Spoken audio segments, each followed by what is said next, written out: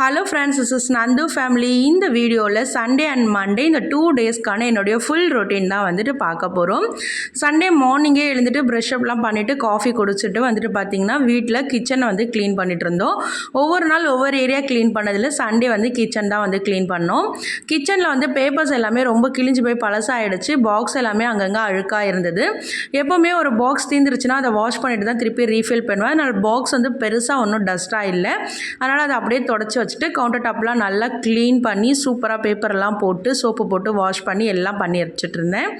எல்லாம் ஒர்க்கெல்லாம் முடிஞ்சதுக்கப்புறம் அப்பாடா அப்படின்னு போய் உட்கார சொல்ல தான் ஹஸ்பண்ட் வந்து சிக்கனோ மட்டனோ வந்து வாங்கிட்டு வந்திருந்தாங்க. மட்டனை நல்லா மஞ்சள் போட்டு வாஷ் பண்ணி எடுத்து ஊற வச்சுட்டேன். ஏன்னா அது மட்டன் வந்து சாப்ஸாக இருந்ததுனால சுக்கா பண்ணிக்கலாம் அப்படின்னு சொல்லிட்டு சிக்கன் வந்து ஒரு 1.25 கிலோவுக்கு மேலே வாங்கிட்டு வந்ததுனால கொஞ்சமாக சிக்கன் எடுத்து அதுதான் வந்து அப்படியே கிரேவி பண்ணிகிட்ருக்கேன். இந்த கிரேவி ரொம்ப சிம்பிளுங்க. நீங்கள் யார் வேணாலும் பிக்னஸ் கூட ட்ரை பண்ணலாம். ரொம்ப சூப்பராக நல்லாயிருக்கும்.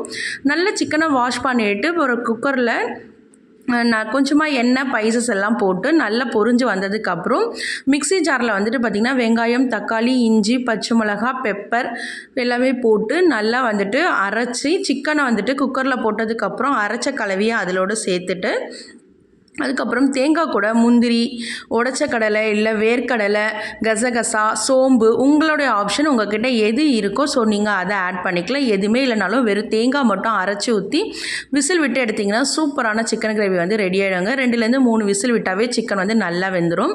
சூப்பராக முட்டை தோசை வந்து போட்டுட்டு இட்லியும் வேக வச்சுருந்தேன். ஸோ நாங்கள் மார்னிங் பிரேக்ஃபாஸ்ட்டு ரொம்ப சூப்பராக வந்து சாப்பிட்டுட்டோம். ஸோ சாப்பிட்டதுக்கப்புறம் வந்து பார்த்திங்கன்னா கிச்சனும் க்ளீன் பண்ணணும். அப்புறம் சிங்க் நிறையா பாத்திரம் இருக்குது, வீடும் பெருக்கி துடைக்கணும் அப்படிங்கிற வேலைலாம் வந்து இருந்தது. ஸோ இந்த ஒர்க்கெல்லாம் பண்ணிவிட்டு நம்ம மதியம் லன்ச் வந்து ரெடி பண்ணலாம் அப்படின்னு சொல்லிட்டு தாங்க பிளானு.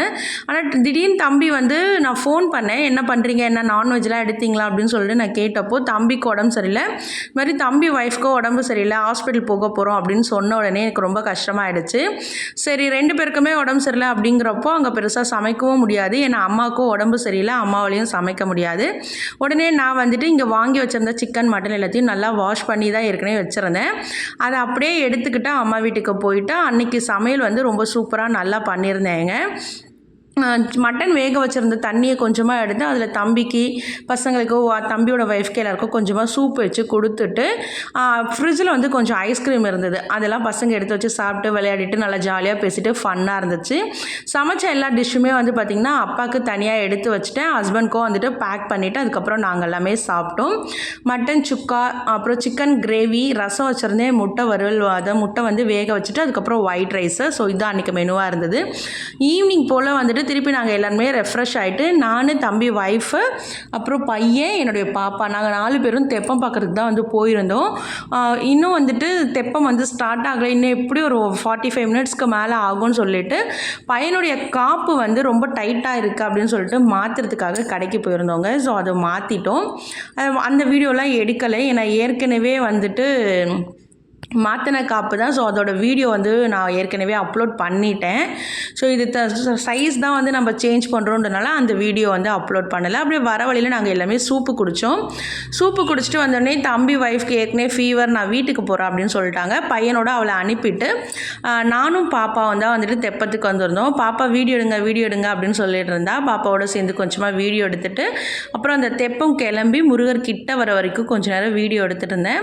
அப்புறம் குளத்தில் வந்து நிறைய டக்கெல்லாம் போச்சுங்க, ரொம்ப அழகாக இருந்தது. அதே மாதிரி இந்த தெப்பத்தை பார்க்குறதுக்கு வானத்தில் வந்துட்டு நிலா வந்து ஈஸ்ட் சைடில் நல்லா சூப்பராக தெரிஞ்சதுங்க.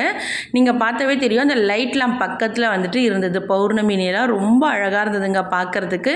ஸோ அதையும் அப்படியே வீடியோ எடுத்துட்டோம். முருகரை கொண்டு வந்து தெப்பத்தில் உட்கார வச்சாச்சு. இப்போ முருகர் வந்து கிளம்புறாரு. ஸோ இந்த நிலா இந்த தெப்பத்தை பார்க்க வந்த மாதிரியே ஒரு காட்சி கொடுத்தது எனக்கு ரொம்ப வந்து அழகாக இருந்தது பார்க்குறதுக்கே. ஸோ உங்களுக்கு எப்படி இருந்ததுன்னு மறக்காமல் கமெண்ட்டில் சொல்லுங்கங்க. ஒரே ஒரு ரவுண்டு தான். இந்த தெப்பம் வர சொல்லலை, என்னோடய சின்ன வயசு ஞாபகம் தான் வரும்.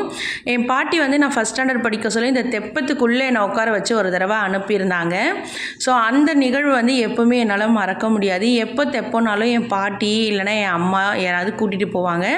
நம்ம அதிகமாக என் பாட்டி கூட தான் வந்துட்டு நான் இந்த தெப்பத்துக்கு வந்து போயிருந்தேன். ஸோ ரொம்ப வந்துட்டு ஹாப்பியாக இருந்தது. எனக்கு பழைய நினைவுகள் எல்லாமே திருப்பி வந்தது. ஸோ அங்கே நிறைய பொருட்கள் எல்லாமே சேல்ஸ் பண்ணிகிட்டு இருந்தாங்க. நாங்கள் அது எதுவுமே வாங்கலை. தம்பி மட்டும் காரப்பொரி கேட்டிருந்தாரு. ஸோ அது மட்டும் வாங்கி பையன்கிட்ட கொடுத்து அனுப்பிச்சிட்டு தான் நான் வந்து தெப்பத்துக்குள்ளே வந்து தெப்பம் பார்த்துருந்தேன். முருகர் ரொம்ப அழகாக இருந்தார். அரோகரா அரோகரான்னு அந்த கோஷம் வந்து காதுக்கு இனிமையாக இருந்துச்சுங்க. அது மட்டும் இல்லாமல் அருணகிரிநாதரை பற்றி ரொம்ப டீட்டெயில்டாக எக்ஸ்பிளைன் பண்ணி சொல்லியிருந்தாங்க. நம்மளுடைய முருகர் வடபழனி முருகர் கோவில் வந்து 3 சித்தர்களால் பிரதிஷ்டை பண்ணது அப்படிங்கிற விஷயமும் எனக்கு அன்னைக்கு தாங்க தெரிஞ்சிச்சு. ரொம்ப அழகாக இருந்தார் முருகர் கிட்டக்க பார்க்க சொல்ல. அப்படியே வீடியோலாம் எடுத்துகிட்டு ஒரு ரவுண்டு முடிஞ்ச உடனே நாங்கள் அங்கேருந்து கிளம்பிட்டோம். நைட்டு டின்னருக்கு தோசையும் இட்லியும் தான். ஸோ தோசை மட்டும் போட்டு சாப்பிட்டுட்டு படுத்துட்டோம். நெக்ஸ்ட் டே நமக்கு வந்து தமிழ் புத்தாண்டு. ஸோ தமிழ் புத்தாண்டு அப்படின்னாவே சின்ன வயசுலலாம் ரொம்ப ஹாப்பியாக இருக்கும். ஸோ நம்மளுடைய தமிழர் திருநாள் அப்படிங்கிறப்போ ஸோ மார்னிங் பிரேக்ஃபாஸ்ட்டுக்கு பொங்கல், வடை, சாம்பார் தான் பண்ணியிருந்தேன். ஸோ வடை மட்டும் கடையில் வாங்கிட்டோம். பசங்க 2 பேருக்கு மட்டும் புதுசாக ட்ரெஸ் எடுத்து கொடுத்துட்டு ஸோ அதை வந்து வீடியோ ஃபோட்டோலாம் எடுத்தோம். என் பையன் காமெடி பண்ணிவிட்டு விளையாடிட்டே இருந்தான். ரொம்ப வந்துட்டு சிரிச்சுக்கிட்டு ஜாலியாக இருந்தோம். பசங்களோட ட்ரெஸ் எப்படி இருக்குன்னு கமெண்ட்டில் சொல்லுங்கள். என்னுடைய 15 வயசு வரைக்கும் வந்து பார்த்திங்கன்னா இந்த தமிழ் புத்தாண்டுனா எனக்கு ரொம்ப பிடிக்கும். ரொம்ப ஜாலியாக இருப்பேன். கரெக்டாக நான் 10th பப்ளிக் எழுதின அந்த இயர் வந்து என் பாட்டி வந்து இறந்துட்டாங்க. கரெக்டாக தமிழ் நியூ இயர் அன்னைக்கு. ஸோ அது மறக்க முடியாத ஒரு நிகழ்வு. ரொம்ப கஷ்டமான ஒரு சூழ்நிலை. ஸோ ரொம்ப பாசமாக ரொம்ப இந்த வீடியோ சொல்லிகிட்டு இருக்க சொல்ல கூட எனக்கு அப்படியே கண்ணெல்லாம் கலங்குது. என் பாட்டி கூட நான் நிறைய விஷயங்கள் பேசியிருக்கேன், ஷேர் பண்ணியிருக்கேன். அது எல்லாமே எனக்கு இப்போ வரைக்கும் மறக்கவே இல்லை. என் கண்ணுக்குள்ளேயே இருக்குது. ரொம்ப ரொம்ப என்ஜாய் பண்ண டேஸ்னால் அந்த 15 இயர்ஸ் வரைக்கும் தான் என் பாட்டி கூட. ஸோ ரொம்ப நாள் எங்கள் கூட வந்து அவங்க இருக்கணும். நான் வந்து நல்லா பெரிய வேலைக்கெலாம் போயிட்டு அவங்க வந்து நல்லா பிளாக்காக இருப்பாங்க. அவங்களுக்கு வந்துட்டு நிறைய கம்மல் அதெல்லாம் கோல்டெல்லாம் அவங்க போட்டு நான் பார்த்ததே கிடையாது.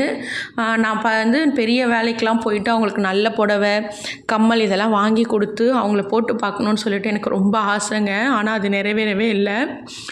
ரொம்ப கஷ்டமாக இருந்துச்சு. பாட்டி இறந்து 20-21 வருஷங்கள் கடந்துருச்சு. ஆனாலும் அந்த ஞாபகங்கள் வந்து அப்படியே மனசில் இருக்குது. ஸோ சாமி கும்பிட்டுட்டு நம்ம எல்லாமே மூவ் ஆன் பண்ணி போயிட்டே இருக்கணும் இல்லைங்களா? ஸோ நம்ம அப்படியே இருக்கவும் முடியாது. ஸோ நமக்கு அடுத்து குழந்தைங்க அப்புறம் நிறைய விஷயங்கள் எல்லாமே இருக்குது. ஸோ அது எல்லாமே கவனிக்கணும். சாமியை கும்பிட்டுட்டு முடிஞ்ச வரைக்கும் எல்லாத்தையும் பேக் பண்ணி எடுத்துக்கிட்டேன் அம்மா வீட்டில். ஏன்னா அம்மா வீட்டுக்கு போனாவே ஏதாவது பேக் பண்ணி பசங்களுக்கு கொடுத்துருவாங்க. அப்படியே வந்து பார்த்திங்கன்னா நம்ம வீட்டுக்கு வந்துட்டேன். ஹஸ்பண்டுக்கு வாங்கி கொடுத்த டிஷர்ட்டு தான் அவர் வந்து குளிச்சுட்டு போட்டிருந்தார்.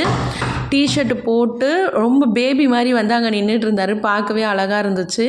ஸோ நம்ம வீட்டில் வந்துட்டு ஒரு 20-21 வருஷத்துக்கு மேலே ஆகிடுச்சு தமிழ் புத்தாண்டு செலப்ரேட் பண்ணி. ஸோ அதனால் ஹஸ்பண்டும் அதை வந்து பெருசாக கேட்க மாட்டாங்க. அதுக்கப்புறம் நம்ம வீட்டில் ஹஸ்பண்ட் மட்டும்தான் சாமி கும்பிட்டாங்க. சாமி கும்பிட்டதுக்கப்புறம் வந்து பார்த்திங்கன்னா நைட்டு டின்னருக்கு சூப்பராக ஒரு நான்வெஜ் மீல் தான் வாங்கிட்டு வந்து கொடுத்தாங்க. நாங்கள் எல்லாமே சாப்பிட்டோங்க. இதோட இந்த வீடியோ முடியுது. வீடியோ பிடிச்சா லைக் பண்ணுங்கள். பாய்.